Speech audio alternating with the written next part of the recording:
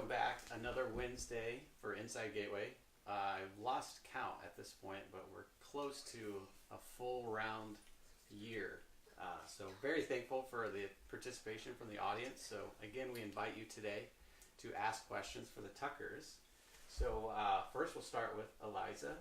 Eliza, how old are you? 3. Wow. I love your rollerblades. These aren't mine. Maybe get some better bearings here. So 3 years old, and we've got Peyton. How old is Peyton? 5. 5. And Luke, I won't ask you your age, but how long have you and Shari been houseparents here at Gateway Woods? I think we're coming up on 2.5 years. Okay. So let's rewind a little bit. What was your first experience with Gateway Woods? Just like even maybe hearing what Gateway Woods is all about. for me, I grew up coming to the sale. That was really the only context I had until we signed up to be house parents. Until Christy started working here. Yeah. And Christy would come stay with us a lot to get her stress breaks from Gateway and come just de-stress with us. And then we came out and visited her and ate dinner in Cyprus. Okay. So Christy Barron, and you went to college with her, right? And you guys were living in Toledo at the time. Mm-hmm. So how was that move from Toledo to Leo?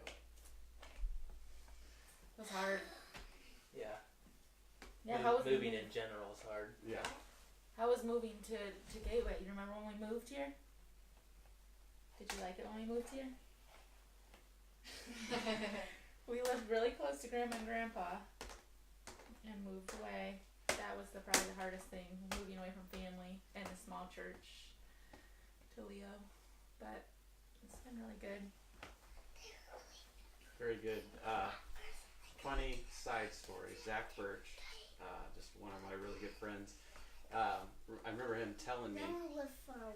because Toledo and Leo, they kind of sound similar. And so like when you give greetings, I don't know when this was, but he told me, I've never been to Toledo. It's one of my churches. And so like he gives greetings from Leo, and the minister at the time, Toledo, and he was like all confused.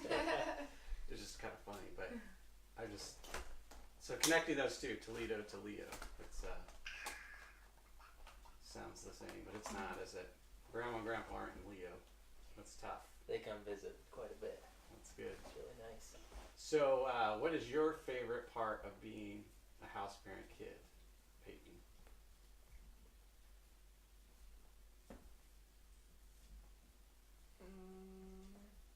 Kids camp. Kids camp.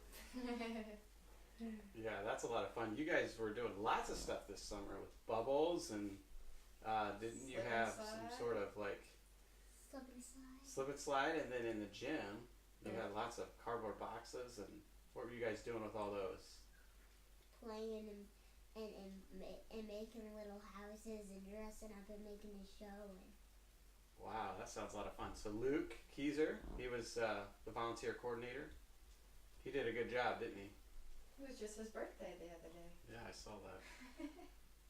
So, here's to you, You know 2019 volunteer I got a- coordinator, I got a whoever you pic- are. We need you. I got a picture, took it on the calendar with me and stuff. Yeah, I think you are Miss July, maybe, or June. June. Miss June. So, yeah, that was a cool picture. Who took that picture? I don't know. I didn't see them take it. Okay, I She's actually having way took too it. much fun. You did? Yeah, but it was an action shot, and you didn't even know it, so that was a lot of fun. Wasn't it? Yeah, very good. So, Eliza, what's your favorite part of being a house parent kid?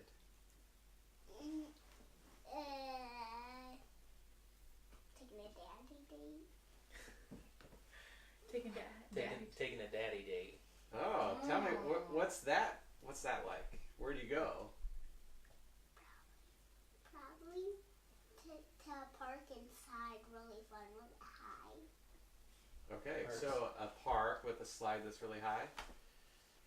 And we go to the carousel.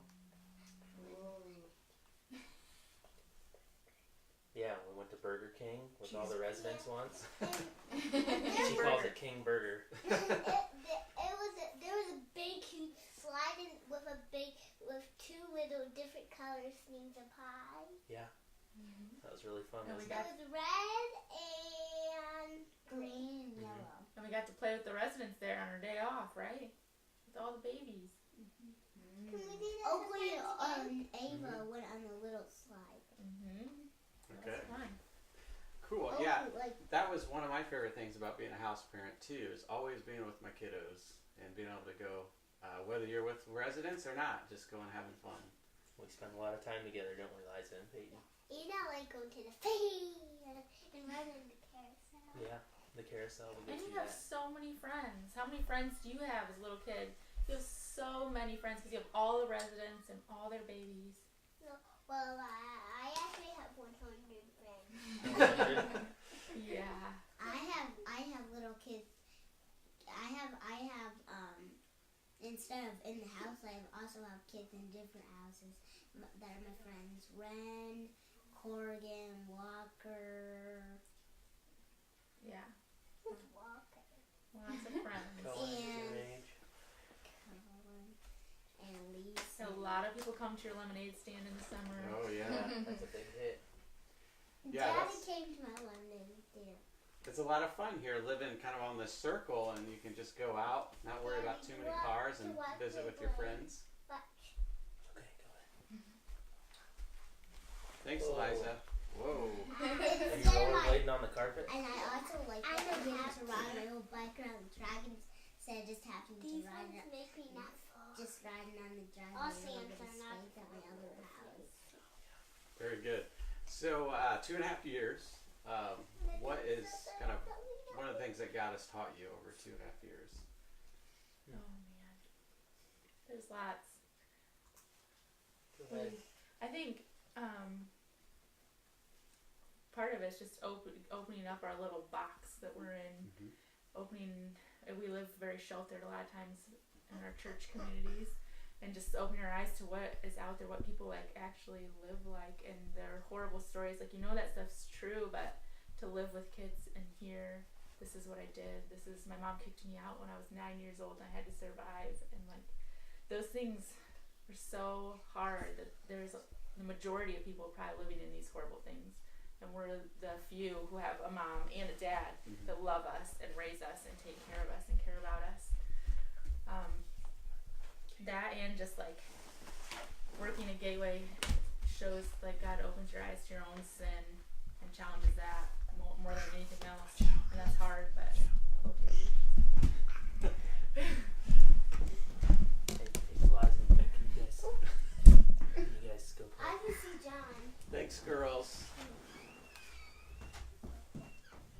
Yeah, so it's really kind of an exposure on our own sin, our own selfishness in a lot of ways. Yeah, I remember that, and it's like it's uncomfortable, but it's good because it's a purging process. But it's something you guys can do together, and I think a lot of times Christianity in America is like it's very individualized, but house parenting makes it you're working together as a team and as obviously a unit, as a family. One of the biggest challenges for Beth and I was just communication. You need great communication in this job. I'm one that falls on assumptions all the time, and so then that got me in trouble a lot, and so that was just really good. And even today, I try to really kind of not assume and just really double check with Beth and make sure that we're on the same page when we make decisions or even just in general in parenting. Yeah. So. It makes it hard when you see your sin in the kids. Like, you see, sometimes you'll have a certain kid that is a lot like you and you butt heads with them. I'm like, oh, this is what I'm like. It's horrible to see that. Yeah. Like, the things you hate in them are things that are sin in me. We have a kid right now that I'm a lot like, and I'm sad by that because she makes me really frustrated. So I'm like, Luke, it must be really hard to be married to me because I see how hard this is. So it's good to see our sin in someone else, and because it just makes it more real and more understandable to how other people feel around it. Yeah. But it's hard. And then of course, yeah, like your team, you have everybody calling out your sin, so it's great. Yeah. So, what's kind of a fun memory that, because this job can be hard, it can be kind of, humor was a big thing that I would fall upon. So, like, what's something that, when you're having that hard day, you can just remember, it's like, it just brings a smile to your face. I like to use sarcasm as much as possible. That usually helps break a lot of tense situations. I usually try that first. Yeah. I can think of a good one with that. We had a super hard kid over at Oak House. She was awful, and she came back from talking to her PO, was like, and I told them she's getting me out of here right now today. She was all yelling and all heated, and she came in just yelling and telling everybody she's leaving, and Luke was like, well, do you want to eat dinner first? And then she started laughing. Yeah. Yeah. So yeah, I use humor and sarcasm and appropriate sarcasm. Sure, I'm learning to Sometimes balance. inappropriate sarcasm. Yeah. Doesn't go over so well. No. Eliza boundaries. makes us laugh a lot too. She helps tense moments. She's the famous. She likes to ask everybody who comes through the door if they love Jesus. So one of our residents, very openly doesn't. And Liza went up to her one day and was like, "Do you love Jesus?" And she said no. And Liza started crying. Aww. And she was like, "Oh, I mean, I don't know yet, Liza. I'm trying to figure it out." So Liza likes to ask her frequently now. Sit on her. She goes up and sits on her lap and, "Do you love Jesus now?" Our kids are a huge part of Yeah. ministering to our residents, and we feel like it's a really good thing to show them like serving together as a family in a ministry type setting, and we pray almost every night together for all of our residents, and I feel like it's helping develop their sense of what it is to follow Jesus and to be a Christian. Just thinking about the people who don't have life like we do and a family like we do, it's really neat to see their little hearts kind of bleed for our residents and their compassion. Peyton also gets us in trouble, though. We have to be really careful what we say, because one time we were standing at the counter and processing with a resident, and she wasn't getting it. Peyton was sitting over there, and they said, "Well, you got the score because you don't talk to us, and then you just walk away." And she got mad and just started walking away, and Peyton was like, "There she goes, walking away." Wow. Or she'll tell him something we said. She came out and told one time, "Dad said you're not going because you're too whiny." And she was like, "Oh, I see what you guys talk about." Peyton. Yeah, I had to own that. Yeah, no, that's great. I mean, that's what the house parent, it's a family, and not only does it picture something that God intended, is obviously something a mom and a dad in a place to raise up kids, and so the residents see that, but then also it's for you guys too, and just being able to teach your kids, teach them the values of opening our homes, because it is hard now after house parenting. It's like you have that tendency again to fall back, circle the wagons, if you will. We're raising our own, and then how do we fit? It's really hard as a family on your day to day to just be intentional in reaching out. Yeah. And so house parenting gives you that opportunity. It's tough, Yeah. but there's just so much blessing and reward there. Yeah. Yeah. One of my other favorite things at Oak House is I love being able to be at the girls' births. It's been really cool, like to be like in the mom role when they have nobody there that cares. I love being able to be, that's like a huge bonding thing, to be over there holding their hands or talking to them and being a part of it. It makes me so sad to think of them being by themselves, having a baby as a child themselves. So I love being able to walk through that with them, and it's given me really good bonds with the ones I've been at their births. Yeah, I can imagine. Wow. So, what would you encourage a family or somebody thinking about coming to be a house parent that really doesn't know what they want to do, or maybe doesn't fully understand? How would you encourage somebody kind of praying about it? One of the things that helps to kind of fall back on for me is knowing that it's for a season, and even though it's really hard sometimes, it's worth it. I go back to a lot of my hardest days, and I think it's worth it. These are eternal souls, eternal people that are hearing the gospel for the first time, that are being prayed for the first time in their life, that are being showed the love of Jesus for the first time, and it's not all one-sided when we're in a position to let Christ live in us and through us. It's really blessing us, I feel like, more a lot of times than the recipients of that. But yeah, so it's only for a season, and there are really hard times, but I would say that our marriage has never been better, and my relationship with our 3 little girls is great. It's better than it's ever been. I used to work a lot. Yeah. Workaholic maybe before Gateway, and I justified that, but yeah, we would do it all over again. It's been worth it, and it's been extremely hard in some cases. Also, that, like, for my personality type, like, feeling like I'm able to do it, I think a lot of people maybe hold back because they're like, well, the comments we get frequently, oh, bless you guys, like, we couldn't do that. Just that it's not, like, we can't do it either. Just a challenge that, like, you are equipped when you come by God, and it doesn't matter who you are, what talents you have, God is going to do the work through you. You don't have what it takes. Nobody does. It is so hard, and we can't say so many times. That's what's, I think, good. It draws you close to God because I don't have the right answers. I just have to pray and say, like, God, I don't know. I can't even love this kid right now. I'm so mad at them. Help just shine through me. Help me to say the right things because I can't come up with the right words. I don't know what to do in this situation. I don't have the wisdom. And just, you have such a good team here to surround you with and to reach out to. It's awesome to live and work with these people. That's where I feel really blessed, and, like, I feel honored to be working with other people that love God so much and that want His will. So it's really a privilege to be able to work here. Amen. Do we have any questions from the field? Not yet. Emily, do you have a question? You know what? I was a little distracted by Peyton and Eliza, so I haven't thought of any questions yet. Yeah, very good. So you're in Hickory right now. You've been in Oak. Are these the only 2 houses that you've worked at? We're Yeah. actually just, like, covering Hickory. We're still Okay. Oak. We just switched to alternates 2 weeks ago Okay. from Leeds At Oak House. at Oak. So we'll be alternates at Oak. We're covering Hickory right now because we have a vacation coming up, so we're kind of flip-flopping. Okay. But this So- is our first time in a co-ed house ever. Yeah. Okay. So Yeah, we started in this house, but it was just all girls. So now it's a co-ed house.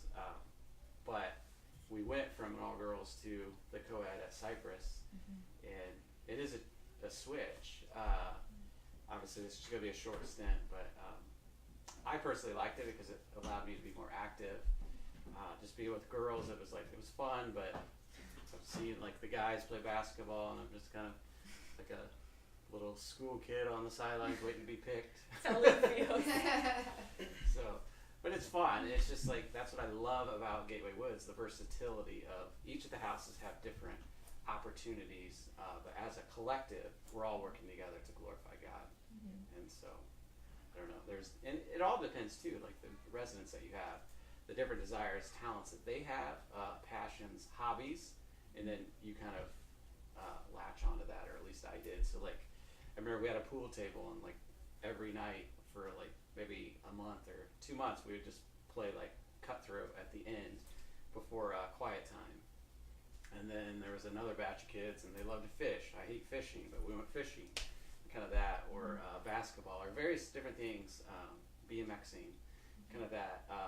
And so it stretched me because, I mean, at 35 at the time or whatever, I knew what I loved, and so that's what I wanted to do, but they had a way of kind of drawing out other things, other desires, if you will. And so it's good.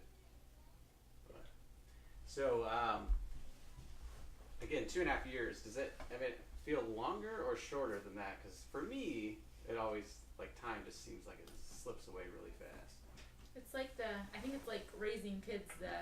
The moments are long, but the years are fast. Like that. Like, some days it feels like it's never gonna end, or some stints on duty. But then when we look back, like where we were this time last year, and residents that are gone, it seems really fast. It's just when you have a hard resident, it seems like they're here forever, and then they're gone.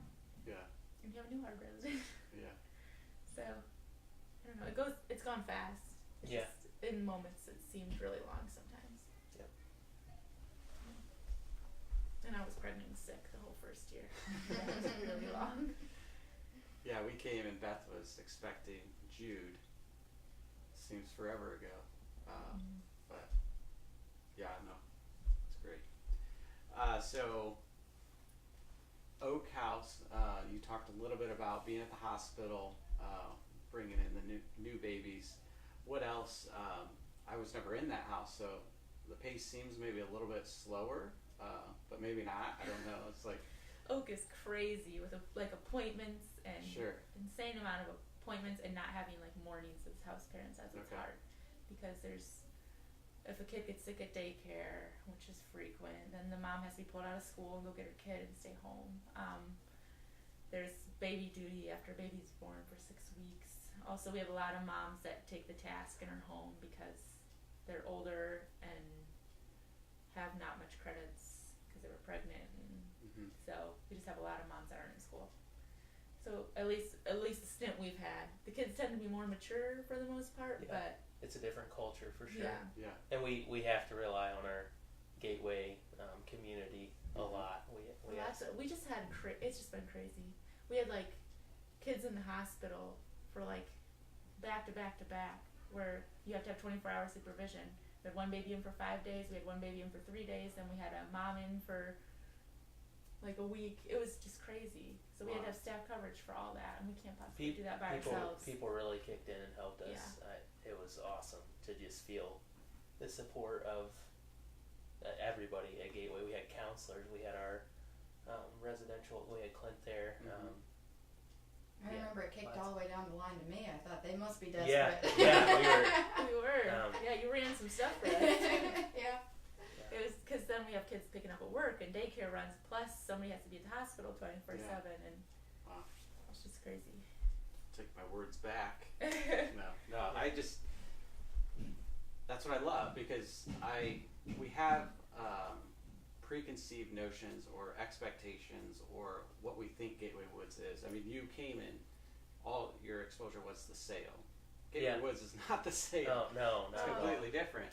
And so like I had volunteered multiple times, but then becoming a house parent, it's completely different. And my experience in Hickory and Cypress versus Oak or whatever, and so that's what I love is it's different. And so I think, like you said, it doesn't matter who you are, God is going to use you, and you are going to grow. And so, yeah, it's really for anyone. Yeah. And if you think you're doing well, you better just come to Gateway because God needs to refine you. Sure, yeah. We all need to be teachable and just kind of learn. I think the beginning of God calling us here was just challenging us. We started reading a book called Radical by David Platt, and we took it as really challenging the American dream when it was lined up next to the gospel, and it was just kind of where's your heart at, and we felt really convicted by having our mind was to be comfortable, to have a nice life, to have a nice house, a nice property, a good job, and we felt like we were completely missing the heart of the gospel and what Jesus actually calls us to do. So that was the beginning of getting us out here. God really shook us through that and took us out of our comfort zone. Seems like every time there's an opportunity to grow, it happens outside of our comfort zone. So we're getting a little bit more used to that after 2.5 years, and then the whole process of praying and saying yes to God to come, and and it seems like we always need house parents. Since we've been here, there's a lot. It's hard to see people go, but it's so exciting to see people come and answer God's call and just have a heart. It's just that's encouraging. It's encouraging every time new people come, and right before we left Toledo, God brought some missionaries. A couple that had been in Haiti moved to Toledo. Okay. And that was super encouraging to us that like God was kind of, and he was a song leader and Luke was a song, so like God was kind of making it a little easier for us to go because more roles were being filled. And she told me, like going into the mission field, I had a super hard, the church and our family gave us kind of a hard time just because they didn't want us to go. But she said, you know, God calls, he doesn't call everyone to do mission work.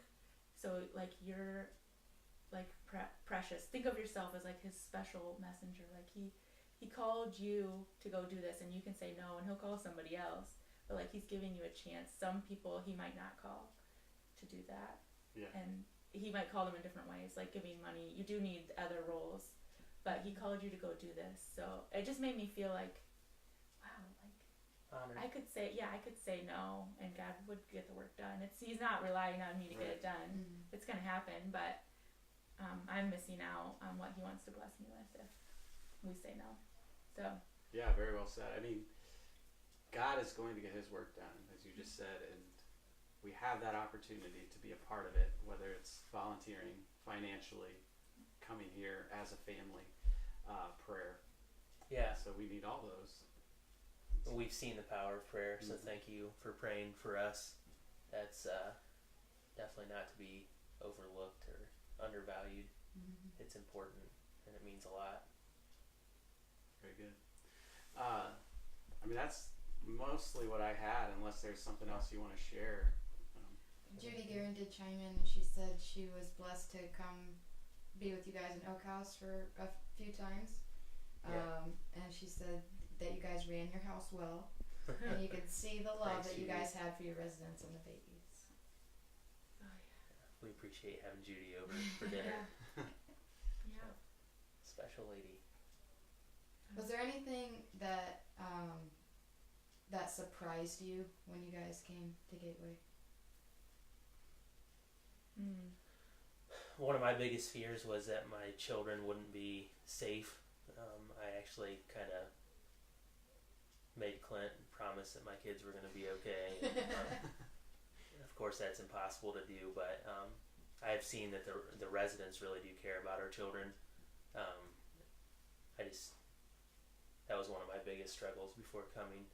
So I was surprised to see just, I mean, they're teenagers, so some of them get really annoyed by our kids, but it's kind of like a bigger sibling role instead of just somebody that wants to hurt our kids or harm them. Sure. I love our kids. They love our kids, and that's been awesome to experience and see. And then our kids are ministering to them. So one of my biggest fears before I came has been alleviated, and God has shown his protection, his faithfulness, and just the way that he can use the little ones for his purposes too. So that's been awesome. Cool. I'm surprised just at how little, like, if you're not at Gateway, I don't know, I didn't know much about it, but just how little the church really understands Gateway. Like when people have conversations with me and they say, like, even not to bash anyone, but at the rep meeting sometimes they'll ask questions that are kind of inappropriate right in front of our kids, and it's just like, don't you know what we're working with? Just if we could somehow educate better how, like, I don't know, these souls, I don't know how to fix that. But like even in Leo, like a lot of the people that haven't worked at Gateway don't understand Gateway and the kids. And what, and maybe I wouldn't either if I hadn't been here, but I feel like I have a better understanding of how to relate to people in poverty now than I did. So Completely different set of rules yeah, from that culture. yeah, And you've got to know what not to say too, because you can really hurt feelings really easily, which I've done especially Yeah. a lot. yeah. And It's just different world yeah, that they're from. So So what's one way that people who aren't working at Gateway can pray for Houseparents specifically? pray for more house parents. We need more staff, because when we're fully staffed, it makes the job so much more doable. When we don't have enough people, that makes our life so much harder. Pray for wisdom and strength just to love like Jesus does, because it is so hard some days to love these kids who are unlovable, and gives us a better picture of how God must feel about us when we're like, no, we know this is gonna hurt you, we know it, and we're like, oh, I'm gonna do it anyways. So I don't know, just strength to love them anyways. Like Christ loves us when we act that way, and just for good homes for them. That's one of the really heartbreaking parts is that they have nowhere to go, and they're done here, but nobody wants them. There's nowhere for them to go. They're teens. They're aging out. They have nothing. So for relationships in places where they can continue hearing the gospel and continue to be loved and safe, they need that when they go, or it feels kind of like our work is in vain. I know it's not, because down the road it could do something, but when they go back to awful situations, it's just really hard. So places, more homes, like people that are doing fostering, we're so excited when church families open up their home and take some of our kids. Victory. So and we love that. Willowbrook starting is another Willowbridge, huge. Willowbridge. Yeah. Sorry. It's fine. Yeah, that's ideas like that. That's huge. Yeah. They need that. Yeah. They need safe places to go, or the work's got to be continued. We can't do it all in 1 year. We're just starting to chip away at those years and years of hurt and trauma. So. Anything else? I don't have anything else. Thank you. I've really enjoyed this time, and just want to encourage you guys, pray for you guys. Just keep up the good fight, and just realize that God is behind you. You have a community that loves you, and the residents are looking up to you, whether they maybe say it or maybe show it. They really do. There's times I've run into old residents, whether through social media or even in person. It's just, you can see the respect and love there, and just, again, praise God for that, because I'm just one person. But the opportunities that you have now is unmatched. So just want to encourage you in that. And just as we've talked a lot about today, we still have needs for house parenting. House parent supervisor, which is a unique new role of giving the support to not only Clint, our residential manager, but then the house parents as well, to alleviate stress on various counselors, but then just day-to-day management activities. We also have needs for teachers over at the school, and then summer, I know it's only February, but it's coming up, so we need a volunteer coordinator, and then various other education intern, home-based intern, and volunteers as well. So please keep that on your hearts and your prayers, and encourage those around that might have a heart for Gateway or a curiosity. As they discussed, they just came for a visit, a meal, and that really kind of opened that last little bit of the door. And that doesn't take anything. It's a free meal. It's going to be good. Yeah, we love visitors. Yeah. So, all right. We'll see you next week.